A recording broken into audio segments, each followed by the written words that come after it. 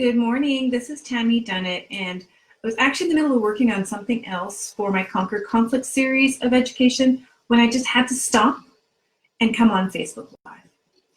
I'm seeing a lot of social media posts lately where those who are in the healthcare profession and announce that they are in the healthcare profession are shaming the public for their response to this new virus, and that has got to stop.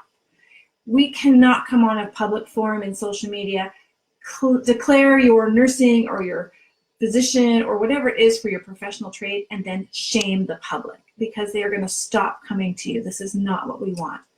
So what got me kind of fired up today is I'd seen someone post, as a healthcare professional, how this is driving them crazy, how much they need to hear about coronavirus.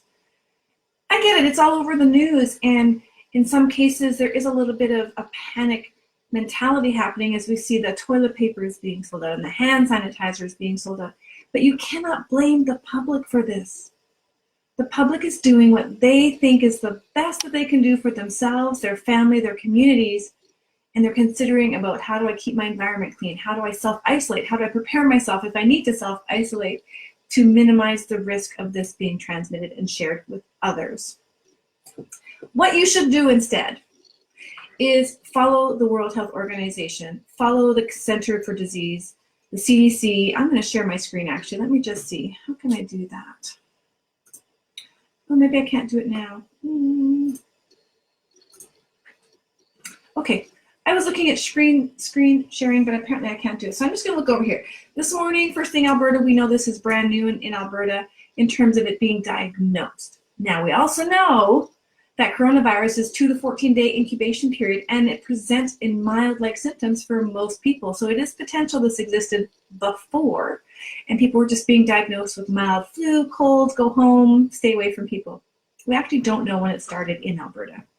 What we do know is this is across the world. So if we look at our terminology for endemic and epidemic and pandemic, the World Health Organization is a little bit hesitant to use the word pandemic, but this does fit a pandemic definition in that it is, let me just pull up the definition for you. I wish I could share it with you. Endemic, first of all, means that it is the normal expected rate of an occurrence for a disease that we would see in a particular population. We don't have that data because it's a new virus. We are basing this on some not older data, on some similar viruses, right? Because coronavirus is a new emerging virus that has just been transferred from animals to humans. That didn't happen before, but it's similar to the SARS virus and the MERS virus, so we're looking at that kind of stuff. That's an endemic, normal expected rate of disease within a population. An epidemic is an increase, an often sudden increase in that same population, but it stays in that area.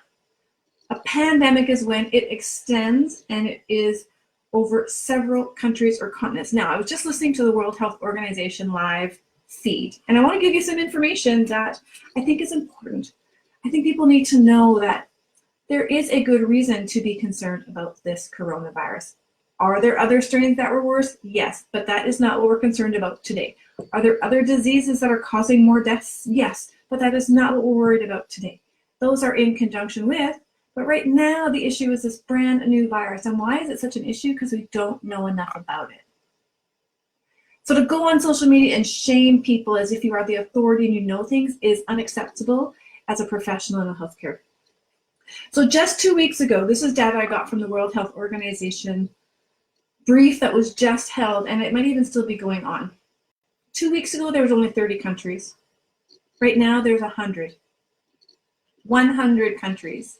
Okay, and there's over 100,000 people who have been affected. Now, the data they have that's coming out of their studies from the China cases, right? We don't even have real live time information because this is all studies that happen after the fact. So from China, the data that they were able to share, we talk about this as being something that affects the geriatric population and those with weakened immune systems, but it is more than that.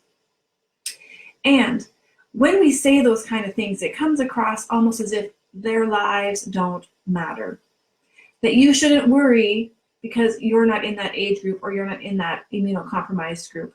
That is so cold and so harsh because every single person matters. I would ask that you consider bringing 10 of your family members together tonight and looking around and saying goodbye to 2 of them. Because while we have a high recovery rate of 80%, 20% die. Are you willing to say goodbye to 2 of your family members? I don't think so. So stop shaming people. God, I'm actually a little fired up about this. Okay. From China, here's what they've identified. There are more risk factors other than being old and being immunocompromised. They have discovered that those with cardiovascular disease, 13% risk. Chronic respiratory disease, 8% risk, which is interesting considering those who present with symptoms, mild to moderate, they may have pneumonia. You can have a mild form of pneumonia, and then it can progress to a moderate form of pneumonia, or a more severe form of pneumonia. So only 8%. Now we're looking at a higher, like almost double for cardiovascular disease. 8% for chronic respiratory disease. 7.5% for those who have cancer. There's my immunocompromised population, right? It's lower than cardiovascular disease. So just think about this, guys. This is not a disease of just the old and immunocompromised. Those who have diabetes have a 9% increased risk of getting coronavirus. Now think about your typical patient on a medicine floor, a surgical floor, anywhere in the hospital that's come.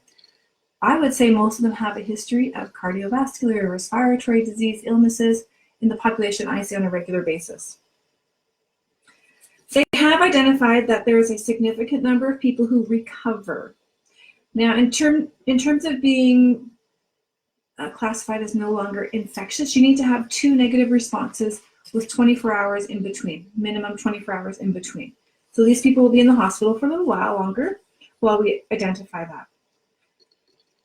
But that means with 80% of people recovering, 20% of the people are not. There is a high death rate with this disease. I get it, people think the media is doing a horrible job and there's this pandemonia. There's good reason because we don't know enough. Okay, now there's 2 goals across Canada, across the world that they are really looking at. This is a governmental response. This has been declared as a public health emergency. This is not officially declared as a pandemic, but it fits the pandemic definition, and on today's brief they did talk about that as well. The concern in using pandemic is the response of the community. Really what they want us to do is to fight, because this virus has shown tendencies that we can actually control it, minimize it, and reduce it if we follow proper hand hygiene, proper cough etiquette, talking about in our social environment, and being responsible. So right now you're seeing in the States there are particular areas that have canceled hockey games. There was a soccer game where they did not allow people to come into the stands. They are organizations and governments being responsible and reducing the potential for transmission at certain events. There was a hockey, the women's, I think women's national hockey in Nova Scotia, canceled. Conferences, canceled. Going online. This is a responsible thing to do to prevent the spread, because every single person matters.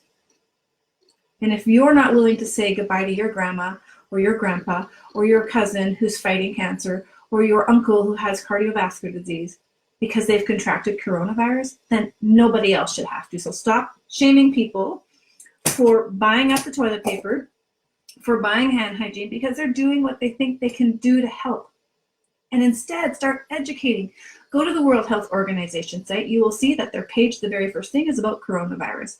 Go to the CDC site. You will see that they have updates about coronavirus and the world map that shows where the diagnoses are currently present. Excuse me. There is talk about the flu vaccine and how that can provide some protection. Now, the flu vaccine is only protecting us against 3 or 4, and they are predicted vaccines that we needed based on last year's strains. Coronavirus is not in the flu vaccine. However, the flu vaccine is still promoted, and it is believed to give you some mild protection because the coronavirus is a modified strain. It has morphed. I can't think of the right word. It is morphed. All right. Here's what the bigger issue is, though. I'm just looking at, I wrote down so much information from this live broadcast. The bigger concern is that our healthcare providers are not going to have the tools they need to care for those who are in the hospital. Our N95 masks, our PPE, our gowns, our gloves, our goggles, our hand hygiene, our soap and water even. Like, we don't want to run out of that, because if we run out of it, then healthcare workers are now facing a moral and ethical dilemma in terms of, do I go into that room and care for this patient knowing I can help them, but then I'm putting myself and my family at risk, right? So we don't want to run out. And that's the panic that I think really is underlying all these social media posts, is people are really saying, don't forget about me. I need to be protected too. So if we can start educating collectively, start educating people, connecting them to the resources that they need, showing them what the proper things are to do, then maybe we don't have to shame anymore. I just hope that you're not shaming. I was really disappointed to see some of the posts today on social media, and they've been there for a while, but I just had to get on because I didn't want any more. I'm just gonna, maybe I'll give you a little highlight from this one. And it doesn't take a lot to shift from shame to education, right? So instead of saying, it's driving me crazy how much I have to hear about coronavirus, I'm concerned about the volume of information, and maybe maybe I can help you clear it up. Let's just look at some of the data, right? And that's going to help people feel safe, that they can bring their questions to you and bring their curiosities to you, because there is panic in the community for good reason. We just need to educate them and bring them back in, bring down the level of panic, and kind of become more cohesive in our approach. So here's another thing. It's rare that your symptoms progress from mild cold-like symptoms. Maybe. We don't know enough yet. We don't know what it's going to be like in our province. We don't know how this is going to impact our Canadians and our Albertans and our Edmontonians, for wherever you live. But every life matters. And if someone is concerned about their life or that of somebody around them, don't shame. I'm sorry, I've said enough now. Don't shame. That's all I want to say, primarily.